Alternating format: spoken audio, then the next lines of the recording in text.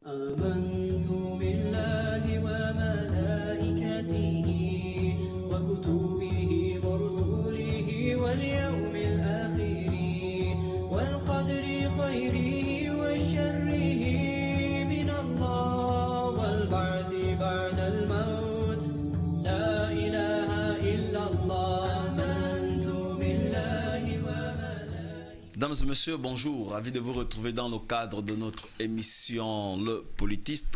Comme vous le savez, tout bon citoyen gabonais est dans l'euphorie de l'indépendance, du soixantenaire d'indépendance de notre pays.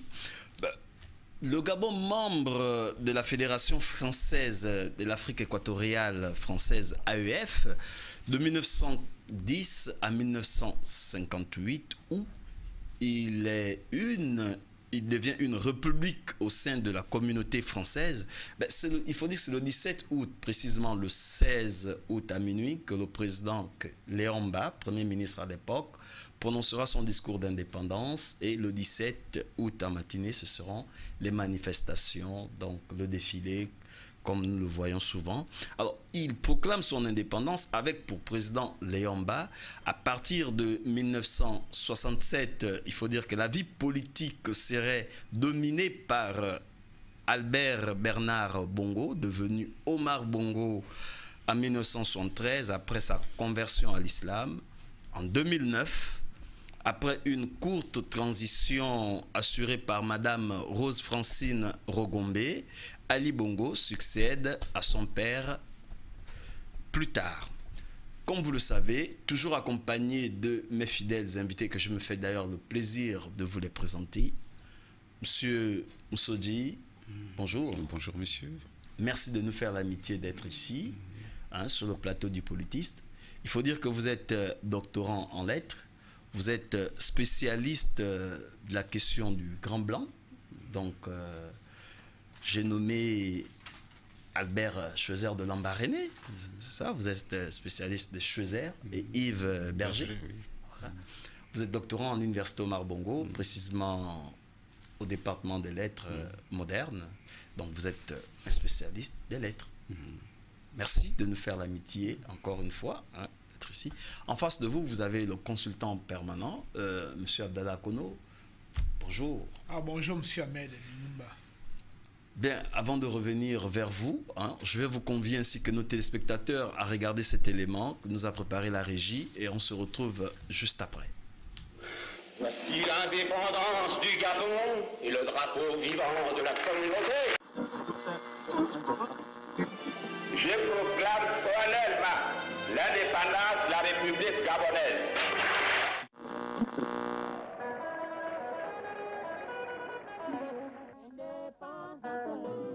En 1958, le général de Gaulle proposa au territoire de l'Union française de voter par référendum pour une indépendance à terme.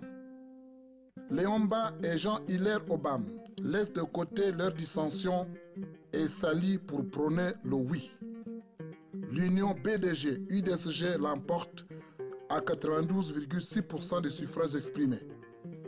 Le territoire devient un État associé dans la communauté conformément aux dispositions de la Constitution française. Il est à noter que le Punga, parti de René-Paul Souzat, fit campagne pour le non, c'est-à-dire en faveur de l'indépendance immédiate du pays, partageant ainsi la position de Sékou Touré en Guinée. C'est donc à la suite de cette victoire du oui, et conformément aux dispositions du titre 12 de la Constitution française du 4 octobre 1958, que l'Assemblée territoriale du Gabon décida le 28 novembre 1958 que l'État du Gabon se dénomme République gabonaise et se transforma en Assemblée législative. Le 19 février 1959, la première constitution de la République gabonaise est adoptée. Léon Mba, devenu chef du gouvernement après l'adoption de la Constitution de 1959 et après avoir soutenu l'option de faire du Gabon un département français, se rendit finalement à Paris début juillet 1960, accompagné d'une importante délégation pour signer les accords de l'indépendance. Il les signe avec Michel Debré, Premier ministre français.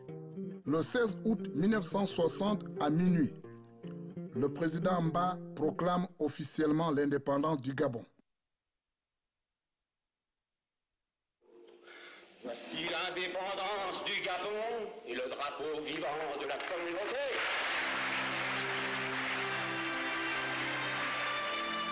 À même aucun Dieu et à la face des hommes, par la délégation des pouvoirs que je tiens du peuple gabonais et en vertu du droit de ce peuple à disposer de lui-même, je proclame solennellement l'indépendance de la République gabonaise.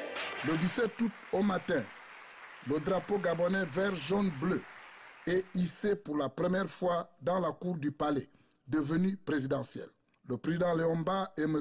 André Malraux, ministre français représentant le général de Gaulle, assistent aux différentes cérémonies marquant l'accession du Gabon à l'indépendance.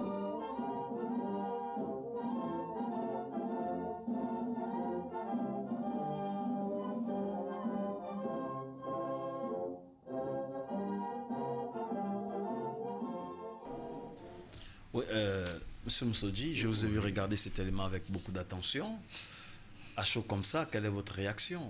Bon, la première réaction, c'est que ici nous est restitué une part de notre histoire, c'est-à-dire l'histoire du Gabon, d'une nation qui est pratiquement dans ses premiers pas, dans une époque en effervescence qui n'est autre que les années 1960. Mais en amont, on nous parle du référendum de 1958, qui en fait pose déjà une question, celle des indépendances. Mais en réalité, ce n'est pas une question nouvelle, parce que lorsqu'on parle de la question des indépendances en 1958, il faut voir en amont un grand événement qui a eu lieu dans l'histoire, la conférence de Bandung, qui avait... En 1955 En 1955 déjà, qui posait cette question-là. C'est-à-dire qu'en réalité, cette image nous montre déjà le poids des relations internationales. En fait, De Gaulle ne décide pas cette question des indépendances comme un enfant de cœur, mais c'est parce qu'il y a un environnement international déjà qui phagocyte la France, et sinon les puissances colonisatrices, pour qu'un nouveau droit puisse s'appliquer. C'est pour ça qu'il y a un mot très fort dans le discours de Léon Mba. Il parle du droit des peuples à disposer d'eux-mêmes. C'est un jargon politique ou politiste qui voit déjà le jour après la Première Guerre mondiale au traité de Versailles, et qui va rebondir pendant la Deuxième Guerre mondiale, mais qui puise en fait ses origines depuis la Révolution française, date à laquelle se pose déjà ce qu'on appelle les droits de l'homme. Deuxième point qui me touche ici, c'est deux types de discours. Entre le discours de Malraux et le discours de Léon Mba, il y a un lyrisme chez Malraux. C'est-à-dire que lorsque Malraux pose la question des indépendances, on a comme l'impression qu'il y a une sorte de romantisme, une sorte de fougue révolutionnaire qui traverse le poète, qui ne voit pas cette indépendance dans sa réalité telle qu'elle va se poser plus tard dans le continent africain, mais il voit cette question en tant que poète, dans les mirages même de ce qu'on peut appeler l'idéal politique.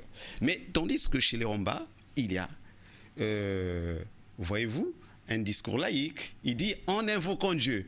Voyez-vous, on revient à des questions qui en fait remettent l'État entre les mains de Dieu. Entre les mains de Dieu, un discours qui va rebondir plus tard avec Omar Bongo. Déjà, nous avons ici plus ou moins des traces. Et ensuite, un autre point très important, le nom de Sékou Touré qui apparaît.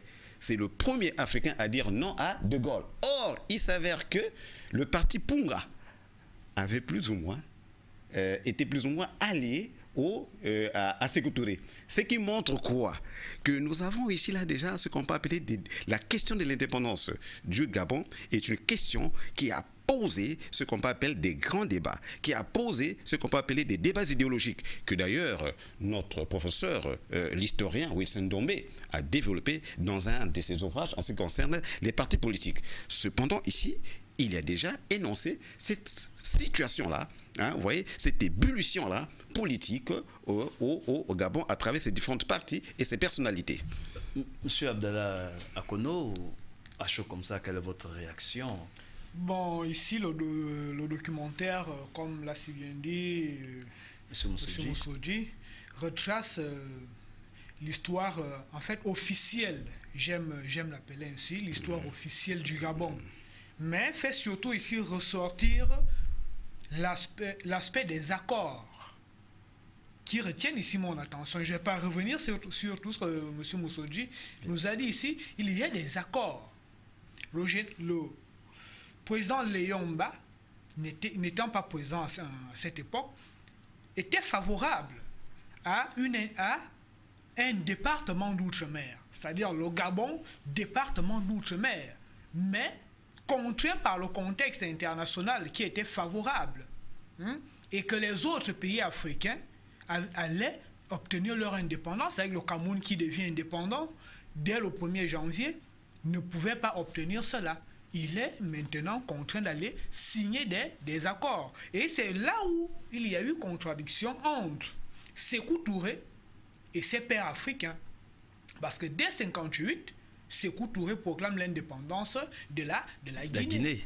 Effectivement. Parce qu'il ne voulait pas cette phase de transition, cette transition-là qui part de 1958 à 1960, et qu'est-ce qui s'est passé? Quels sont les accords qui, aujourd'hui, posent problème en Afrique? Si vous voyez Kémy Séba, vous voyez certains activistes de la question africaine, certains panafricanistes posent aujourd'hui le problème de la véritable indépendance africaine. Et c'est là, au cours de ces accords-là, que l'indépendance, sous la forme que nous l'avions obtenue, s'est dessinée. Et ce que Sékou Touré, c'est ce que certains leaders indépendantistes, c'est ce que certains leaders du mouvement des non-alignés ont souvent dénoncé.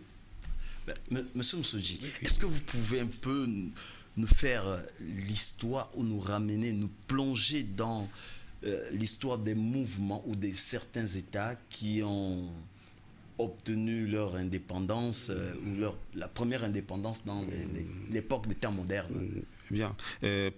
Avant d'aborder cette question, par rapport à l'image que nous avons visualisée ici, en parlant bien sûr du Ponga, et je concède cela à mon confrère, en réalité, je crois que les historiens doivent faire leur travail.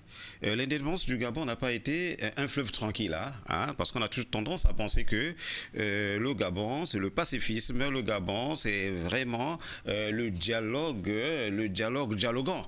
Mais le Gabon, à cette époque, je vous assure que c'était houleux, hein, avec les figures des gens comme les Hilaire Obama, avec les Jean-Paul Souzat. La preuve en est, on a dit non.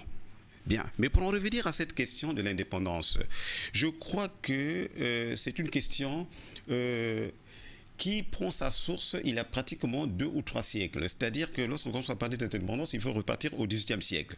Et les premiers États où le premier État a posé la question de l'indépendance dans la modernité n'est autre que les États-Unis en 1767, avec ce qu'on appelait l'indépendance des 13 colonies d'Amérique du Nord. Je dis bien, pas encore les États-Unis, mais l'indépendance des 13 colonies d'Amérique du Nord, qui se détachèrent de l'Angleterre pour penser désormais assurer ce qu'on peut appeler la décision politique par les citoyens américains qui ne se reconnaissaient plus dans l'ancienne métropole qui était l'Angleterre.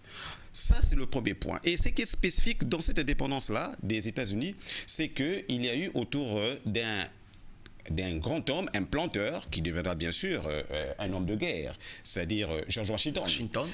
Il sera entouré des esprits très avertis, qui n'était autre que Jefferson, qui était autre que John Adams, qui vont rédiger la Constitution des États-Unis, hein, pour que désormais, qui vont rédiger Hamilton, le père du dollar, hein, c'est lui qui va créer le trésor américain. Il y a aussi une figure éminente qui n'est autre que Franklin Benjamin. Mais ce qui fait reconnaître dans cette indépendance, et c'est ça la particularité, c'est qu'elle est pensée du dedans de l'Amérique à travers un socle universitaire qui n'est autre que Harvard. Ce sont des intellectuels. Et intéressant encore, et c'est là où il y a des images qui choquent et qui me bouleversent entre l'indépendance du Gabon et celle des États-Unis. Vous avez aux États-Unis un homme assez vieux qui n'est autre que George Washington. Mais autour de lui, c'est des jeunes très intellectuels, des jeunes qui ont un rêve, c'est-à-dire, mais qui n'ont pas 30 ans. Ils n'ont pas 30 ans, ils n'ont pas. C'est pas des grands. C'est comme Léomba qui aura autour de lui des jeunes talents comme les Georges Rawiri, et plus tard les Omar Bongo, qui vont se mettre sur ces talents pour penser, pour rêver le Gabon. Ça, c'est l'aspect américain. Mais il y a encore une indépendance qui est très intéressante au début du 19e siècle. C'est l'indépendance, bien sûr, de Haïti. La première république noire en 1804. 1804. 1er janvier 1804. 1er janvier 1804. Là, ce sont des Noirs qui veulent mettre fin dans le rapport avec l'ancienne colonie qu'est la France. Là, ce sont des jeunes esclaves qui pensent que désormais, il faut se défaire, pour reprendre l'expression de Rousseau, qui pensent que il y a eu la Révolution française qui a parlé de l'égalité des droits, qui a parlé des droits de l'homme, et pourquoi ne pas se lever? Ils se sont levés et ont eu ou obtenu l'indépendance en 1804 avec la France. Comme le Gabon, le sera c'est avec la France. Mais c'est là où commence le hic. En ce sens que la France ne va pas laisser cette colonie se gouverner totalement seule. En ce sens que Napoléon, plus tard, mettra sa main sur ce territoire. Et là, la particularité et la différence avec les États-Unis, c'est que si l'Amérique a des élites, mais je vous assure que tout ça l'ouverture, lorsque l'indépendance est proclamée, mais n'a pratiquement pas d'assises au niveau de la formation, au niveau des structures. Mais là, on y reviendra puisque nous sommes sur la question des indépendances. Donc c'est pour dire que la question des indépendances, c'est une question qui trotte dans l'histoire des révolutions, comme l'a dit mon collègue entre-temps, c'est une histoire qui revient sur les mutations sociales, c'est une histoire qui revient sur les changements de société, c'est une histoire qui revient sur l'art que doivent avoir les élites pour penser un nouveau monde. Et c'est ce qui s'est fait. Monsieur Akono, alors, suite à tout ce qui vient de se dire là, quel est le bilan que vous pouvez faire sur l'indépendance du Gabon 60 ans après? Bon, 60 ans après, le bilan, il est mitigé. On ne dira pas qu'on n'a rien fait en 60 ans, mais beaucoup de choses sur le plan infrastructurel. Le Gabon reçoit, à l'instar de l'ensemble des colonies françaises, ce sont des colonies qui manquent d'infrastructures. Donc ici, le Gabon, en 60 ans, a été contraint de s'outiller.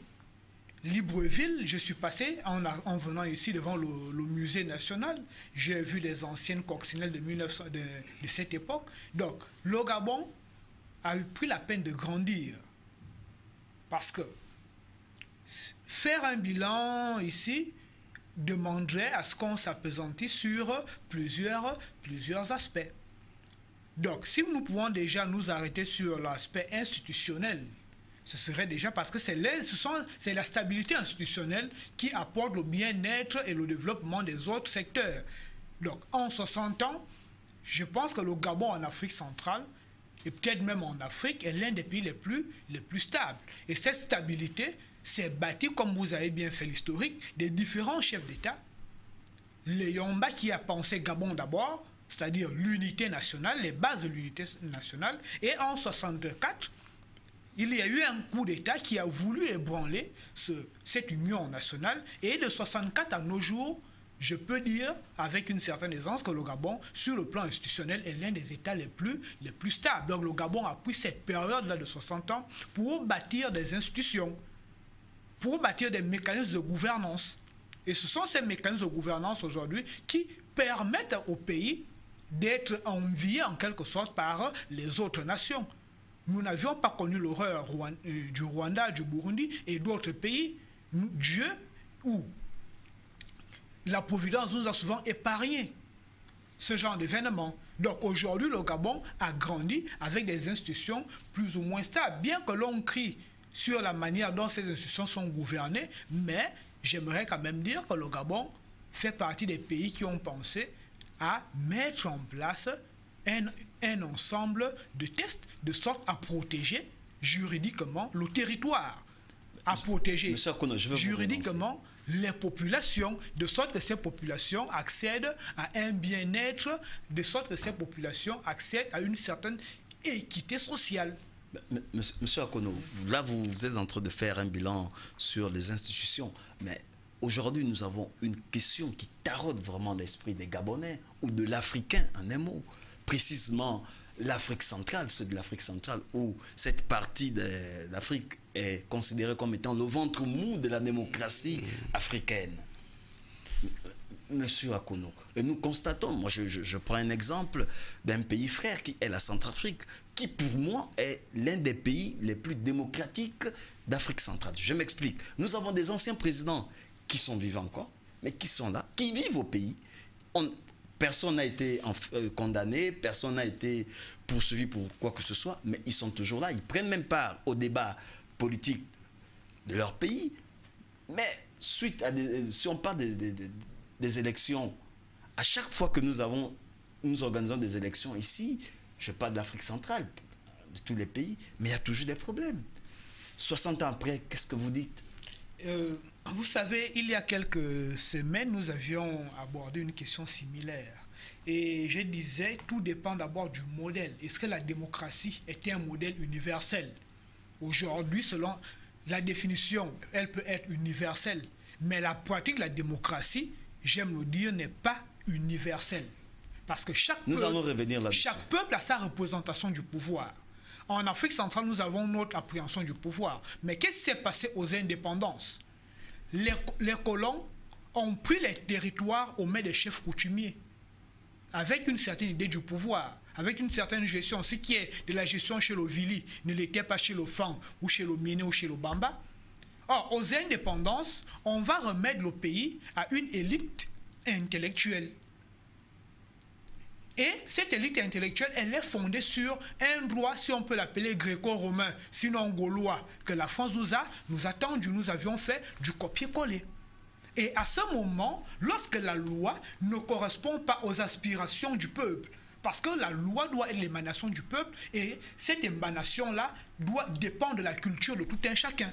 Or, on nous a apporté des lois adaptées au monde gréco-romain, ou au monde occidental, mais qui n'est pas une loi d'origine bantou.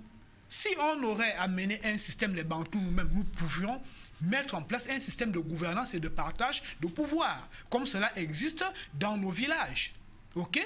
Il y a une coopération entre clans, entre ethniques, mais cela n'a pas été le cas aux indépendances. Et c'est déjà là tout le problème de la démocratie en Afrique centrale. C'est d'abord un point de vue. Maintenant, est-ce que la Centrafrique était un modèle? Parce qu'on sait comment ces chefs d'État ont été évincés. Et c'est peut-être pour avoir cet équilibre interethnique, à un moment donné, nous sommes obligés d'appeler tous les anciens chefs d'État sur la table, de sorte que les différentes factions du pays se sentent impliquées. Donc, lorsqu'on dira le Gabon a un problème, mais c'est quoi je parlais tout à l'heure, des accords. Mais qu'est-ce qui a été dit dans ces accords-là? Le Yomba a été soutenu par la France. Je l'avais dit la semaine passée qu'il y a eu à la fin une certaine alliance. Lorsque le Yomba devient Premier ministre, il y a une alliance. Allez lire le livre du professeur Metegena sur l'histoire du Gabon. Il y a une alliance entre Jean-Hilaire Obam, entre le Yomba, entre Stanislas Mingole, avec Ngonju, pour avoir la majorité. Et c'est cette majorité obtenue par un jeu d'alliance qui octroie à Léomba le fauteuil de Premier ministre. Mais ce n'était pas la volonté du peuple, parce que la France, quelque part, n'a pas eu confiance en une victoire de Léomba. C'est à partir de cet instant-là que les ingérences extérieures commencent dans la politique gabonaise. Est-ce que cet accord-là, est-ce que c'était un accord de fait, ou bien est-ce que c'était un accord de principe? Moi, je pense que c'était cet accord-là, c'est la France qui, craignant d'avoir un nationaliste à la personne de Jean-Hilaire Obam, qui est porté par le peuple en majorité, on a pris des minorités, on a assemblé ces minorités de sorte qu'ils aient une majorité. Donc, dès là, les fondements même de la démocratie gabonaise sont biaisés. Parce que celui qui a la majorité au sortir des élections en 1958 n'est pas Premier ministre. Et cela, cette ingérence s'est perpétuée. Aujourd'hui, nous avions vu, en 2009, il a fallu que le président Ali refuse que le bois du Gabon n'aille plus en France sous forme de grume, quand un monsieur passe à la télé pour dire non, voici ce que nous avions fait ceci, pour que tel soit ceci et autres, etc. Donc il y a cette ingérence-là.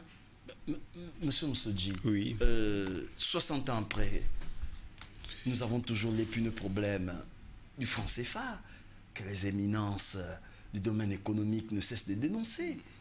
Alors, qu'est-ce que l'on peut dire là-dessus? Oui, 60 ans après,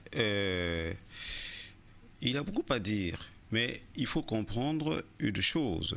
Et je crois que j'apprécie beaucoup l'éloquence avec laquelle, ou bien la circonspection avec laquelle mon frère a pu analyser le problème national.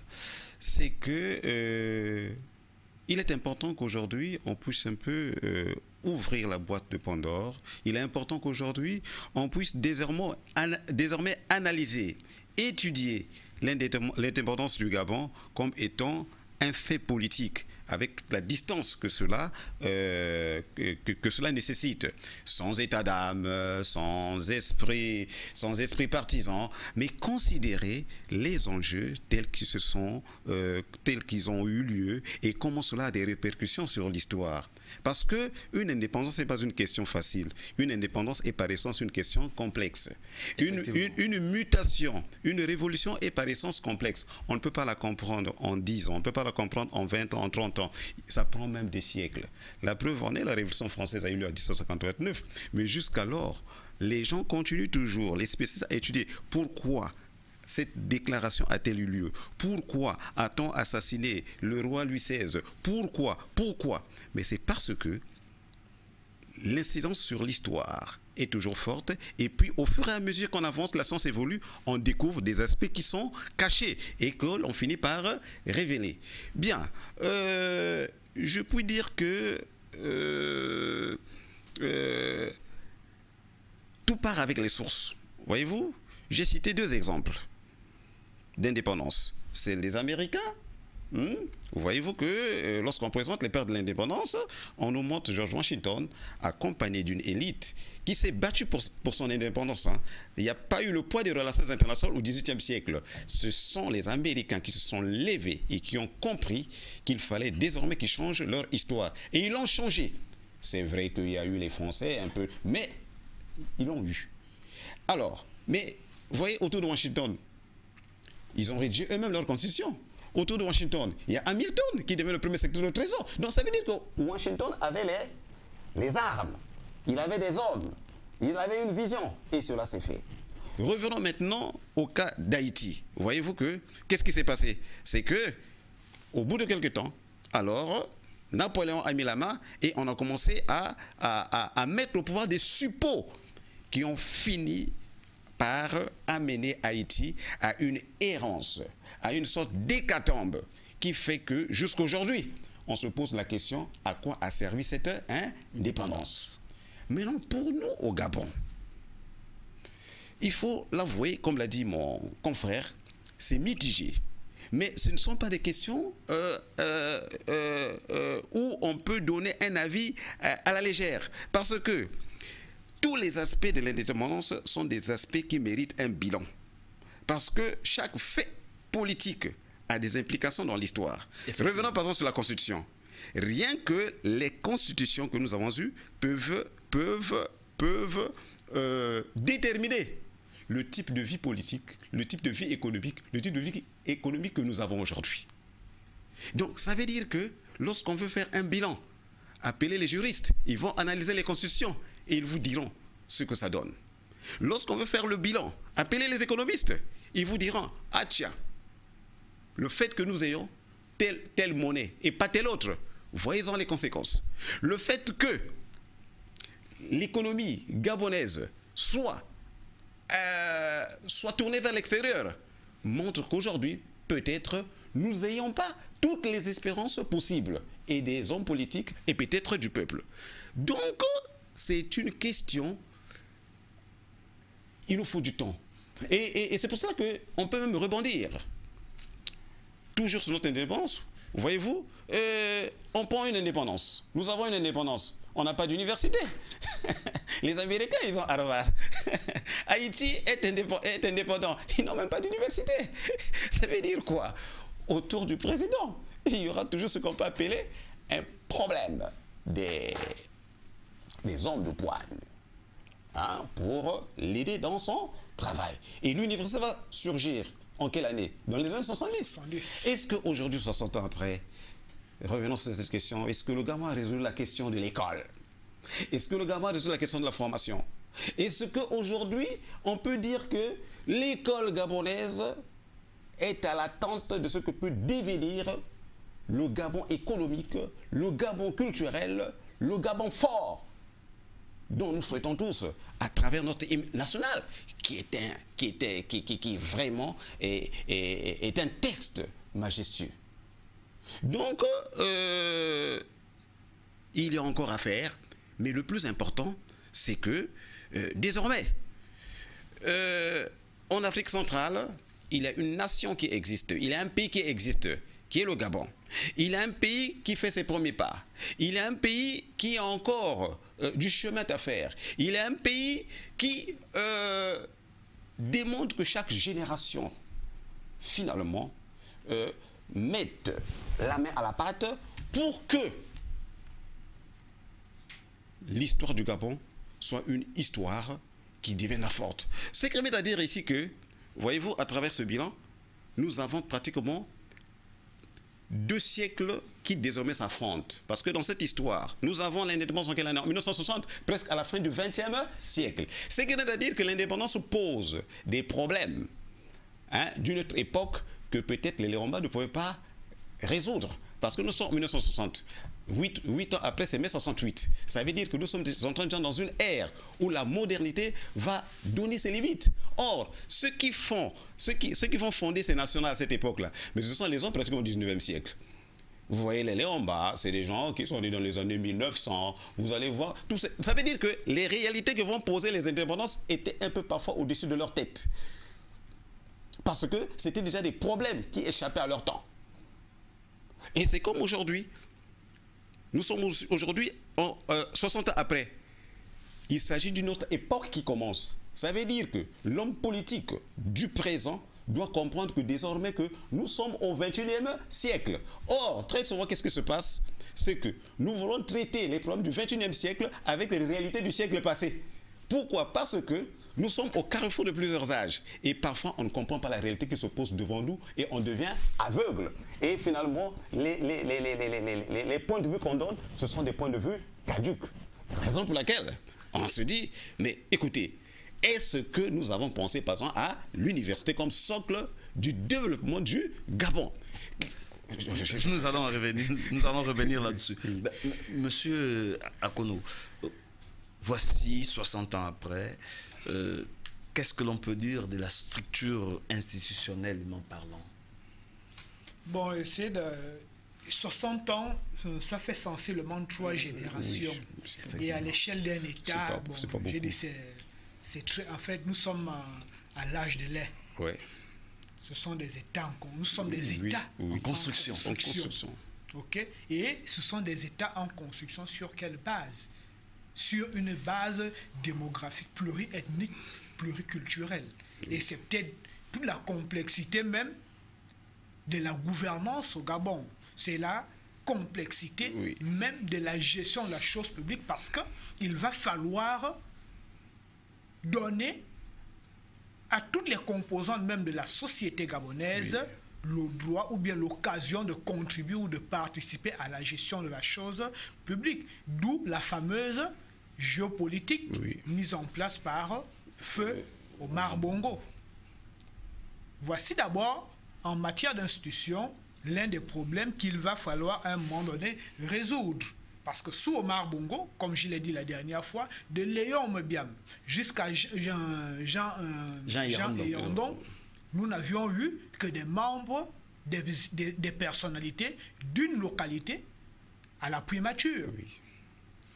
Au Parlement, jusqu'à la création du Sénat, c'était un fauteuil plus ou moins réservé aux membres d'un groupe ethnique, le groupe Omiéné, dont le dernier président était Randy Chambouillet, qui achève le mandat de Bourdès au Wulingende. Et même dans les fauteuils ministériels au sein même du gouvernement, il y avait des postes prédestinés à certaines localités, à certains groupes ethniques. Donc, ici, les institutions ont été gérées par Omar Bongo selon une superposition géopolitique, de sorte à donner à tous les peuples, à tous les composants socio-culturels ou ethniques du Gabon, de se sentir concernés dans la gestion de la chose publique. Parce que je me souviens... Et c'est là où parfois le bas blesse. C'est là où parfois le bas blesse. Et c'est là où parfois le bas blesse. Et c'est là où parfois on se retrouve dans des situations où il devient difficile de bâtir la nation gabonaise. Pourquoi? Parce que ça devient comme une sorte, de petit territoire où chacun prend son fief dans l'exercice du pouvoir, au point où finalement, loin de renforcer l'unité, ça détruit plus ou moins le tissu de cohésion. C'est pour ça que je disais entre-temps qu'on voulait résoudre parfois les problèmes du pays avec des archaïsmes culturels. C'est-à-dire que nous avons maintenant les problèmes de cohésion nationale, nous avons maintenant des problèmes du 21e siècle, les problèmes du mérite, mais on a encore un lourd passé anthropologique qui nous gère et qui fait de telle sorte que parfois, au lieu d'avancer, alors on regresse, on fait du surplace. On fait du surplace. Or, voyez-vous, lorsqu'on a géré par exemple une primature pendant près de 50 ans, vous savez ce que ça donne comme déformation de l'être. Lorsque on sait que tel parent qui est dans tel ministère peut déjà satisfaire à une demande qui est la mienne, tout simplement sur la base de l'appartenance, voyez-vous que ça devient un problème. C'est là où la question de notre indépendance, c'est une question, nous sommes encore là. C'est-à-dire que nous sommes, à un moment donné, on peut dire que, est-ce que nous sommes déjà en 2020 ou nous sommes encore en 1960? Bon, suite à tout ce que vous venez de nous dire, est-ce que, la question s'adresse à vous trois, est-ce que l'on peut dire ou est-ce que l'on peut qualifier vraiment que nous sommes un pays en voie de développement? Avec tout ce que vous êtes en train de décrire. Bien. Je vais quand même... Oui. Est-ce que nous sommes bien un pays en voie de développement? Bon, le plus important, je crois que notre ancien président, Omar Bongo, avait un côté que j'apprécie bien. Il était simple. Simple en ce sens qu'il n'aimait pas les grandes théories. Il y a des moments, ça ne sert à rien de faire des grandes théories. Mais voyez, lorsque les pays africains ont accédé à l'indépendance, il y a eu un Français qui avait été alarmiste. Il avait déjà dit ceci, que l'Afrique noire est mal partie. En ce sens qu'il connaissait les pesanteurs qu'il y avait autour des indépendances. En fait, c'était, vous savez que cette affaire des indépendances-là, chacun a son mot à dire là-dessus. Un romancier comme Amadou Koma a dit, mais qu'est-ce que les indépendances ont réellement apporté aux pays africains? Ce n'est que la carte d'identité. Bon, c'était euphorique. Mais aujourd'hui, on peut se dire que ça ne sert à rien de faire des théories. Comme disait une fois le général Ngari à l'Assemblée, que des discours où vraiment il y a des concepts, non, il n'en a pas besoin, soyons clairs. Alors donc ça veut dire que... Comme un militaire, donc moi, ce que je veux, comme le général Ngari, je dirais que non, moi la question, je n'ai pas besoin qu'on me dise que, est-ce que le Gabon soit un pays... Moi je veux que les Gabonais mangent d'abord à leur faim. C'est que je veux. Moi, je veux que le Gabonais, lorsqu'il va aller... Ouais. Monsieur Akono, lui, il veut que le Gabonais mange à sa faim. De pays en développement. Est-ce que, voilà. Parce qu'en principe, ce sont des termes flatteurs. Pour ne pas dire tel est un pays pauvre. On va dire que ce sont des États qui ont amorcé le développement. Bon, lorsqu'on amorce le développement, il y a toujours une échelle. Parce que l'économie gabonaise ou bien le développement du Gabon est souvent ambigu. Dans les institutions, on a souvent classé le Gabon comme étant un pays à revenu intermédiaire, donc un prix. Mais cela est une déformation en fait de la part des hydrocarbures dans le PIB. Dès le boom pétrolier des années 70 jusqu'aux années 90, le Gabon a été catalogué comme un pays à revenu intermédiaire, que l'on pouvait qualifier en quelque sorte de pays émergent. Or, lorsqu'on va regarder la société, on se rend compte que la société ne bénéficie pas des retombées, en fait, de la vente des hydrocarbures et des matières premières. Aujourd'hui, on peut aisément, en se baladant dans Libreville, toucher du doigt le niveau de pauvreté ou de précarité dont le Gabonais est aujourd'hui soumis. Le Gabonais vit dans une certaine précarité. Comme l'avait dit l'autre, mauvaise haleine, le poisson meurt de soif dans les eaux de l'Ogooué. Oui. C'est la situation réelle aujourd'hui du Gabon. Oui. On dit que le pays est riche, mais la population n'a pas d'eau au château d'Angonje. Oui. Vous habitez sous un château d'eau, mais le robinet tourne au vide. Oui. Voici aujourd'hui les factures. Et les factures ne font que sortir. Peut-on dire à partir de là que le Gabon est un pays en développement? Oui, le processus, il est là, mais il est à quelle échelle? Peut-être que nous avions surévalué l'échelle au moment où les infrastructures de base, à 60 ans, manquent encore. C'est comme un adulte de 40 ans qui demande encore du savon à son père. Hein? La question, ça s'adresse toujours à vous deux. Oui. Bon, est-ce que vous partagez cette assertion du professeur Fouélé, qui est professeur des universités et qui écrit dans son dernier ouvrage Le fouélisme? Il dit ceci: aucun pays n'est une véritable démocratie car les mentalités des concitoyens évoluent et fait naître des nouvelles revendications qui remettent en cause ce que l'on croyait être des acquis démocratiques. Ces revendications sont à l'origine des crises sociales qui nécessitent ou exigent des réformes de l'action publique. Est-ce que vous partagez cette assertion, M. Akono? Je pense que nous avions déjà abordé le modèle démocratique en Afrique, c'est-à-dire que c'est une construction... Oui, mais là, lui, il ne s'adresse pas seulement à l'Afrique, il s'adresse pratiquement à toute l'humanité. Non, c'est pourquoi j'ai dit que la démocratie ne sera jamais un modèle universel. Prenons le cas de la Chine, la démocratie se déroule au sein du Parti communiste chinois. À la différence de l'Inde qui a sensiblement plus d'1 milliard d'habitants, où l'on parle de plus grande démocratie du monde. Est-ce parce qu'on a invité les habitants à aller glisser un bulletin dans l'urne qu'on est réellement une démocratie? Non. Je pense qu'ici, chaque peuple devrait normalement bâtir son modèle. Prenons l'exemple des Britanniques. La Grande-Bretagne est-elle une démocratie? Déjà, la Grande-Bretagne a quelque chose de particulier, ils n'ont pas de constitution rédigée. On ne vous brandira jamais la constitution de la Grande-Bretagne, de l'Angleterre. Ils ont fondé leur existence sur la coutume. Et c'est cette coutume qui se perpétue de génération en génération. Le Parlement ne vote que des textes de loi, mais l'État n'a pas de constitution. Voici un modèle. Mais nous, en Afrique ou partout ailleurs, on cherche une démocratie définie par l'ONU, définie par la Banque mondiale. Mais on ne trouvera jamais ce modèle parce que les peuples n'appréhendent pas le pouvoir de la même manière. Mais ici, qu'est-ce que nous recherchons finalement? Moi, je pense que chaque peuple cherche d'abord son bien-être à travers des moyens de subsistance. Et le problème se pose lorsque ce peuple-là a du mal à satisfaire ses besoins élémentaires et naît la contestation. Monsieur Moussodji, est-ce que vous partagez cette assertion du professeur Fouélé?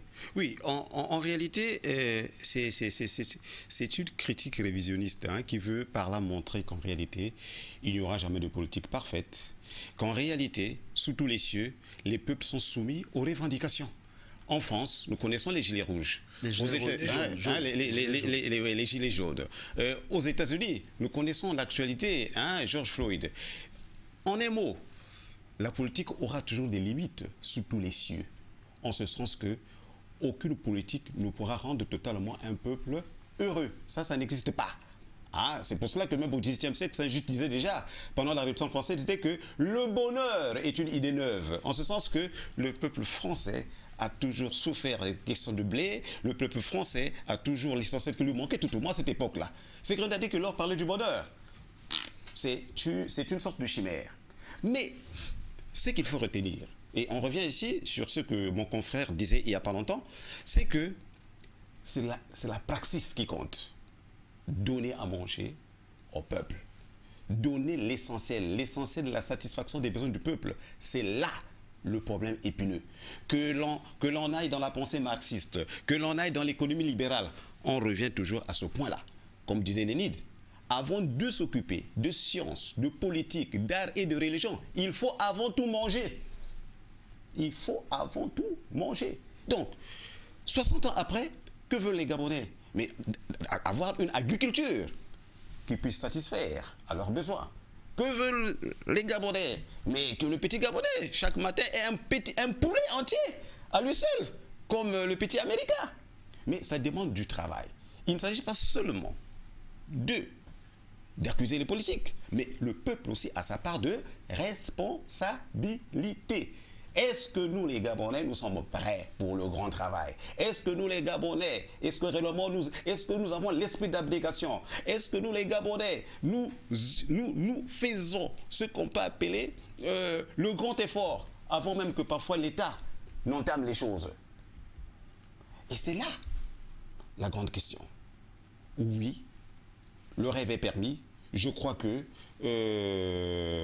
beaucoup de choses ont déjà été faites dans notre pays. Ça, on doit le reconnaître. Mais il faut renforcer. Je vais par exemple donner le cas, par exemple, d'une institution dans ce pays.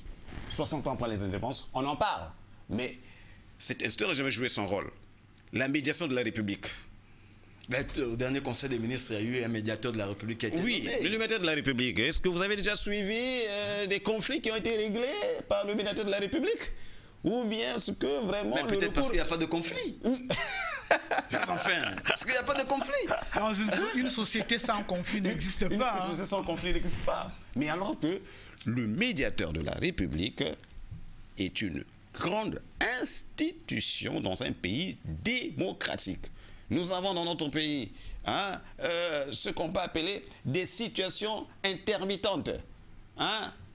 On ne peut pas faire 2 semaines sans qu'il y ait grève. On ne peut pas faire 2 semaines ou 1 mois sans qu'il y ait revendication. Mais le médiateur de la République, on ne l'a jamais vu. Peut-être que c'est l'occasion, après 60 ans, puisque nous en sommes là, que désormais on puisse renforcer peut-être certains pouvoirs afin qu'ils jouent réellement leur rôle. Bon, nous sommes en train d'aller vers la fin de notre émission. Oui. Partagez-vous encore cette assertion? Vous savez, ce professeur Fouelé m'a éclairé la vue en préparant cette émission. Oui. Donc, il dit encore... C'est un penseur africain. Effectivement, c'est un penseur africain. C'est un penseur africain qui réside en Suisse. En Suisse. Qui a passé un très bon séjour ici. J'ai eu l'occasion de le côtoyer. Alors, il me dit ceci dans son ouvrage, son dernier ouvrage toujours. Dans un État, ce ne sont pas les articles d'une constitution, ni les institutions elles-mêmes qui font la démocratie, mais bien l'application correcte des textes juridiques qui se conforment au contenu théorique sur la démocratie et la gouvernance. Qu'est-ce que vous en dites? Oui, je suis d'accord avec lui, en ce sens que ce sont les hommes qui changent le monde. Et ce qui fait la force des États, c'est le respect de la Constitution. Et nous, en Afrique, nous avions ce qu'on appelle le respect de la parole donnée. Et ce respect de la parole donnée faisait de telle sorte que un vrai Bantou ou un vrai nègre ne pouvait jamais se remettre en cause sur le sens de sa dignité. Il se passe qu'aujourd'hui, les constitutions ne sont plus respectées dans nos pays. Je crois que c'est une aberration. Nous ne sommes plus, 60 ans après les indépendances, dire que l'Afrique n'a pas de modèle. Il y a de moi, je n'ai même pas envie de parler de la révolution américaine. Il y a de moi, je n'ai même pas envie de parler de la France. Il y a de moi, j'ai seulement envie qu'on puisse me parler de ce qui s'est passé en Afrique du Sud, où il y a eu un homme, Nelson Mandela. Il a passé près de 25 ans en prison. Il est rentré, il est sorti de là et il a avoué sur la scène internationale que l'Africain est un grand homme. Et nous connaissons toute la suite. Nous avons eu Léopold Sédar Senghor, qui après avoir longtemps dirigé son pays, s'est réveillé un bon matin en considérant que non, je peux aller me retirer à Verson en France et laisser la place aux autres Sénégalais pour mieux faire ce qu'on appelle le devoir, qui n'est pas seulement national, mais qui est un devoir intergénérationnel. Nous avons Rawlings, au Ghana. Et je crois qu'en venant aussi, vous me parlez encore du président nigérien, Obasanjo, hein, mais qui mène une paisible retraite et qui a soutenu, je crois, sa thèse de doctorat. Non, il y a une vie après la politique. Et je crois que nous devons respecter nos constitutions comme nous respectons nos ancêtres. Nous sommes arrivés au terme de notre mission. Monsieur Akono, au lieu de prendre votre avis sur cette assertion, nous allons par contre prendre votre mot de la fin parce que l'on me fait signe que nous sommes arrivés au terme de notre mission. Bon, ici, 60 ans d'indépendance, c'est un parcours. Beaucoup de choses ont été réalisées, mais beaucoup reste également à faire. Je pense que les politiques doivent s'appesantir sur le bien-être. Parce que 60 ans après, le peuple crie, le peuple pleure. Nous allons de revendication en revendication. On ne va pas se cacher sur le Covid pour masquer certaines incompétences. Il est temps pour le Gabon d'être vrai avec le peuple. Il est temps pour les autorités d'être vrai avec le peuple. Et lorsqu'on ne peut pas assumer, prenons l'exemple de Senghor, lorsqu'on se rend compte qu'à un moment donné, mon discours ne coïncide plus avec les exigences ou bien mes capacités ne peuvent plus me permettre d'occuper une fonction, mais en Afrique, dans l'Afrique contemporaine, ayons ce courage de dire aussi, je laisse la place aux autres. 60 ans après, nous devons être en mesure de laisser la place aux autres parce que la construction d'une nation est intergénérationnelle. Une génération accomplit une tâche, la transmet de façon incomplète à l'autre, qui également la transmettra à l'autre. Et c'est ce qui nous manque aujourd'hui en Afrique.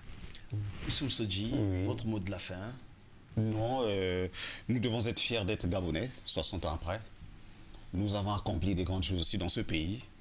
Et je crois que le Gabonais doit être fidèle à l'idéal des pères de l'indépendance, tout en corrigeant, parce que chaque génération a ses corrections à faire de l'histoire précédente. Et je crois que ça se fera, mais en gardant ce qu'on peut appeler le socle républicain qui avait déjà été édifié en 1960. C'était beau les années 60. Et je dois avoir un dernier mot quand même pour tous ces grands-pères de la nation, les Jean-Paul Souzat, les Jean-Hilaire Obama, les Stanislas Migolé, les Léoma. Je pense qu'il faut que nous ayons toujours à cœur que ce sont nos phares. Vraiment, nous allons de l'avant. Même si nous trébuchons, mais nous allons toujours nous relever. Et c'est ça aussi la vie. Mesdames et messieurs, nous sommes arrivés au terme de notre émission. Nous sommes fiers d'appartenir à ce très beau pays, d'être des Gabonais. Ce vert jaune bleu que nous tenons à cœur, que nous partageons quotidiennement, cette joie, cette amitié, cette fraternité, cette pensée qui est Gabon d'abord. C'est vrai, beaucoup de choses restent à faire. La chose la plus importante, c'est de projeter tous nos projets, toutes nos théories dans le développement du Gabon en pensant toujours que nous ne pouvons rien faire seuls. Il faut être unis derrière la concorde, comme nous le rappelle notre hymne national. Mesdames et messieurs, merci de nous avoir regardés aussi fidèlement. Toute l'équipe du Politiste et même la direction de notre chaîne préférée, Nour TV, se joint à moi pour vous souhaiter un excellent week-end, mais aussi une très très bonne fête d'indépendance, 60 ans de nos 60 ans d'anniversaire. Salamu alaikum wa rahmatullahi wa barakatuh.